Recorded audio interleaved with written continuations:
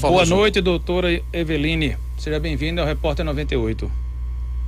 Boa noite aos telespectadores, não, aos ouvintes da 98.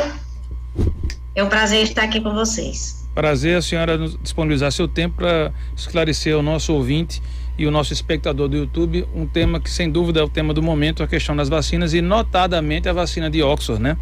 Natal, Porto Alegre, Santa Maria, além de São Paulo, Salvador e Rio de Janeiro, tiveram centro de teste para a vacina de Oxford, entrando na terceira fase da pesquisa no Brasil. Como foi essa experiência, doutora Eveline?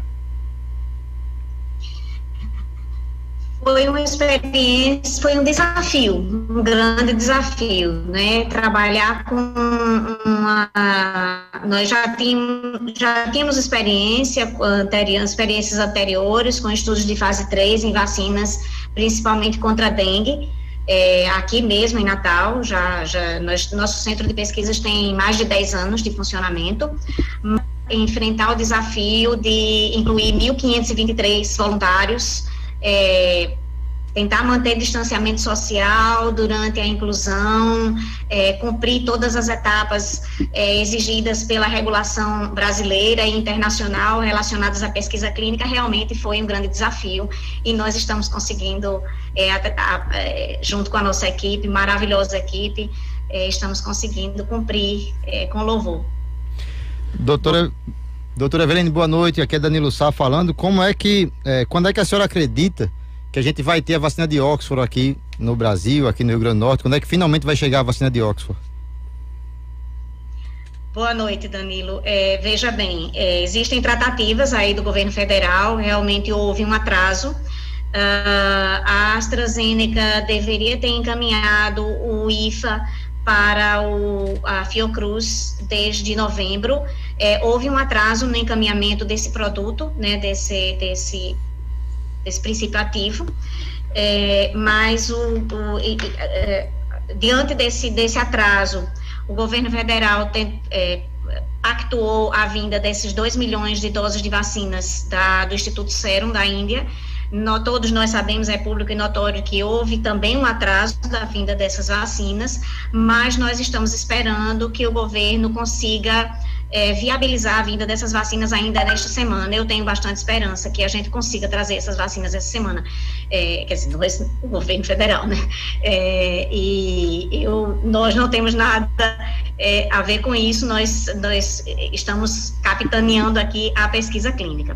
Mas então, vindo essa vacina, essas doses de vacinas, continua as tratativas com a AstraZeneca para que de fato venha o IFA e para que a Fiocruz assuma a produção das vacinas e consiga produzir na sua plenitude. A perspectiva é que a Fiocruz consiga produzir 700 mil doses por dia. A perspectiva é que ela produza 100 milhões de doses no primeiro semestre, a partir do IFA, que vai chegando num fluxo contínuo, e durante todo esse semestre, a Fiocruz vai absorver a tecnologia para a própria produção da vacina aqui no Brasil, no Instituto, na Fiocruz, no Rio de Janeiro. E aí, no segundo semestre, a Fiocruz deverá produzir a vacina desde o início do seu processo e produzir 110 milhões de doses, essa é a perspectiva. Eu acredito, de fato, que isso foi só um entrave, mas esse entrave será superado. Doutora Eveline, acredito, de fato. Doutora Eveline, Alexandre Mulatinho, como funcionou esse estudo e quantos foram os voluntários que participaram da testagem e quais grupos eles pertenciam? Veja bem, nós tivemos 6 centros no Brasil. O estudo iniciou em São Paulo, Rio de Janeiro e Salvador. Depois foram acrescentados em setembro os centros de Natal, Santa Maria, no Rio Grande do Sul, e Porto Alegre.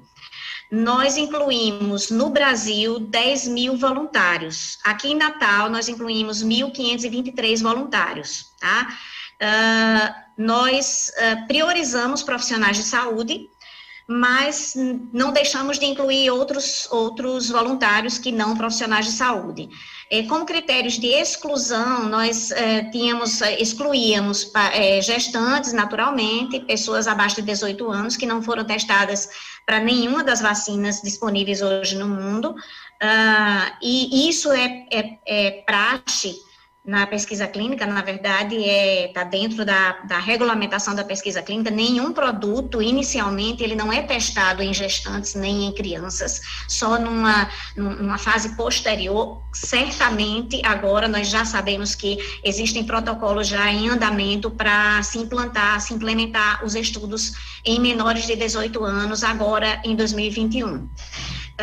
Então, nós não incluímos essa população, não incluímos pessoas que tinham comorbidades descompensadas, né, pessoas graves ou que tivessem comorbidades descompensadas, porque essas comorbidades poderiam descompensadas, né, comorbidades descontroladas, poderiam interferir com os desfechos do estudo, com a avaliação dos participantes durante o estudo. Doutora Eveline, Cristiano, tudo bom? Obrigado mais uma vez por atender nosso chamado aqui hoje. Teve uma discussão sobre a eficácia da vacina, a eficiência, aqueles 50% para um lado, 78% para o outro.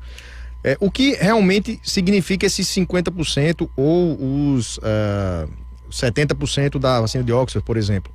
É 50% de que o vírus não se instala, ou esse percentual é de que a pessoa simplesmente só não adoece com sintomas? Como é que é exatamente isso? Como é que é para a gente entender? Se eu for explicar cientificamente, a explicação da eficácia é uma explicação bem pesada. Então, eu vou tentar trazer a explicação mais simplificada possível. Os 70% da eficácia da vacina de Oxford significa que a vacina protege, confere uma proteção de 70% contra formas leves. Trocando em miúdos, mais ou menos, de uma forma bem grosseira, seria dizer que você tem 70% de chance de não desenvolver formas leves, mas você tem 30% de chance de adoecer, mas de ter uma forma leve de Covid, tá? Então, assim, nós tivemos voluntários no estudo que tiveram Covid, e certamente alguns desses voluntários, não abrimos o cego, eu sou cega ainda, e certamente alguns desses voluntários tomaram a vacina, porém todos eles tiveram formas leves de Covid, tá? Nenhum deles teve forma grave. Tivemos apenas um voluntário que se internou, mas ele passou acho que 2 dias internado e ele só usou oxigênio por catéter nasal, em baixo fluxo de oxigênio, então não foi uma forma grave, foi uma forma moderada de Covid. Também nem sei se ele estava no grupo vacina ou no grupo placebo.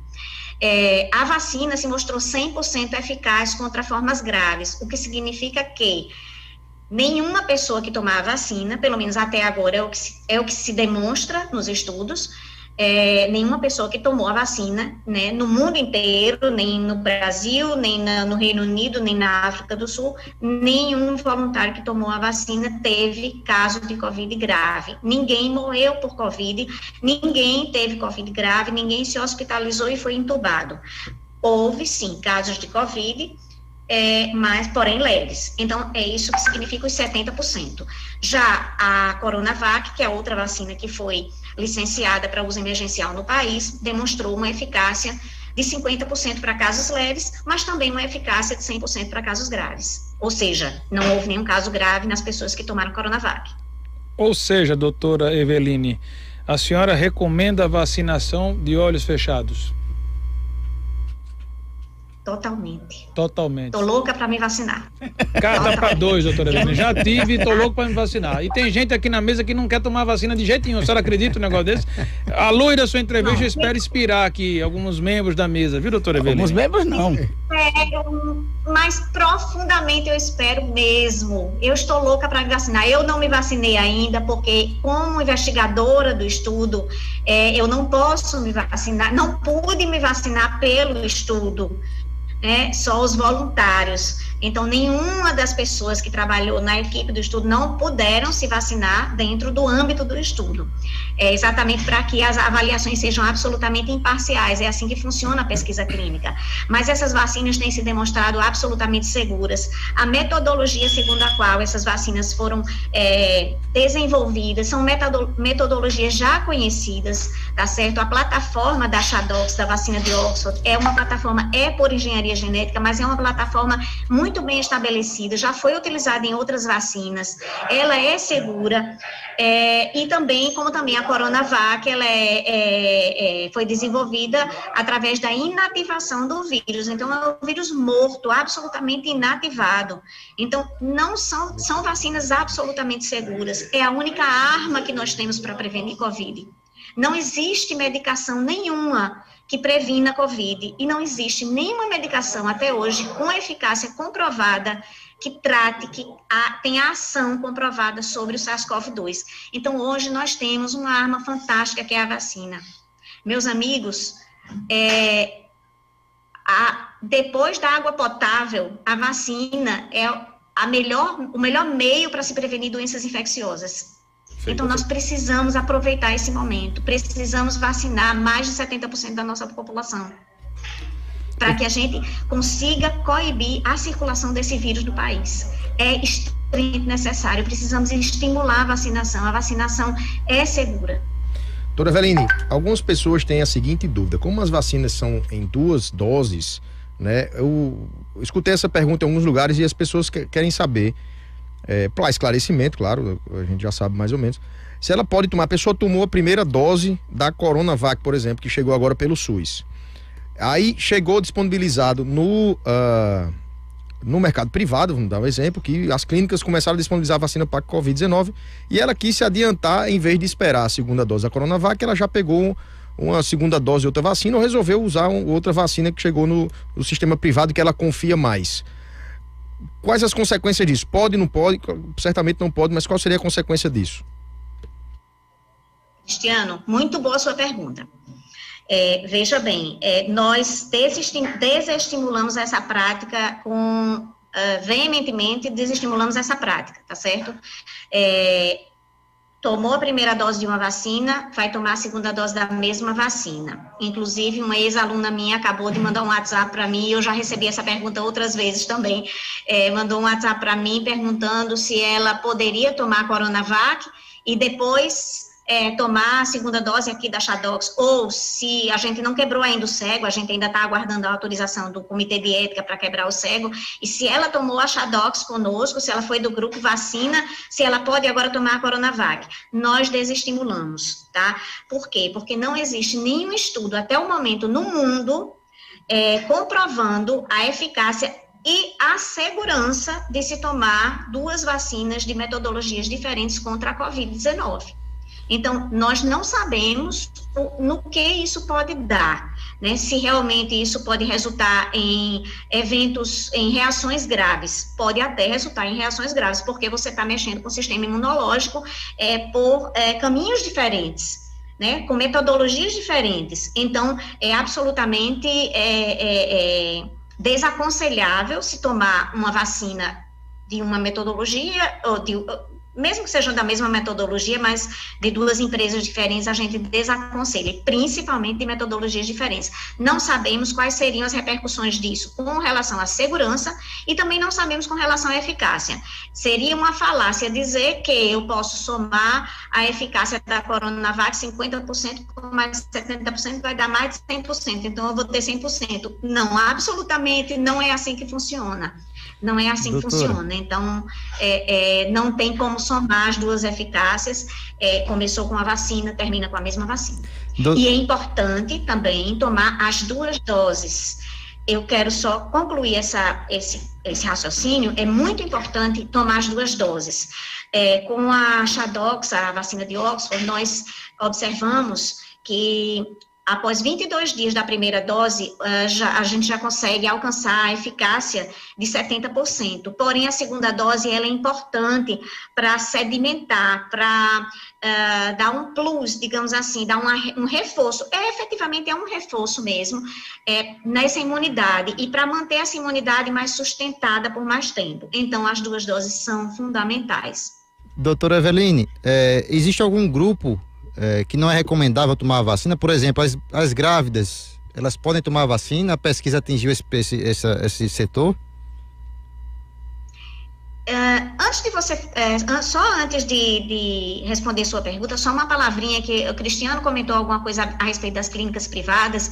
Nesse momento, eu acho muito difícil que as clínicas privadas consigam trazer a vacina, porque a prioridade mundial no fornecimento das vacinas é para os governos. Então, realmente, nesse momento, eu acho difícil que a gente consiga, na rede privada, acesso às vacinas. Desculpa, pode repetir a pergunta, eu me perdi. Em relação aos grupos aí que podem correr algum risco por tomar a vacina, as mulheres grávidas, por exemplo, doutora? Se existe algum grupo que deve gestantes, de forma alguma, gestantes não devem tomar vacina. Nós não sabemos também que reações essas vacinas podem ocasionar no feto, tá certo? Mas isso não significa que a vacina contra a Covid vai, aquele absurdo que vem circulando há meses, de que pode alterar o nosso DNA, isso é absurdo. Veja bem, uma gestante, ela traz dentro de si uma vida que está em organização, né? Então, você tem um feto que está com todos os seus tecidos em organogênese. Então, uma nova medicação não deve ser oferecida, não deve ser administrada numa gestante. Então, existe uma série de medicações que não devem ser prescritas para gestantes, que são inseguras para gestantes, e existem várias vacinas que não devem ser administradas a gestantes também. Isso não é uma prerrogativa exclusiva da vacina contra a Covid, absolutamente. E em sendo um produto novo, nunca se abre a oportunidade de se oferecer um produto farmacológico novo às gestantes. Então, é proscrita, ou seja, é proibitivo o uso da vacina, qualquer que seja ela, de qualquer fabricante, contra a Covid em gestantes, porque são produtos novos. Não devem ser aplicadas em pessoas abaixo de 18 anos, porque não foram testadas nessa população. Né? Como eu afirmei agora há pouco, estão sendo desenhados, já estão bem avançados os protocolos de estudo em população pediátrica. É importante que sejam testados em população pediátrica até os 18 anos de idade, abaixo de 18 anos, né?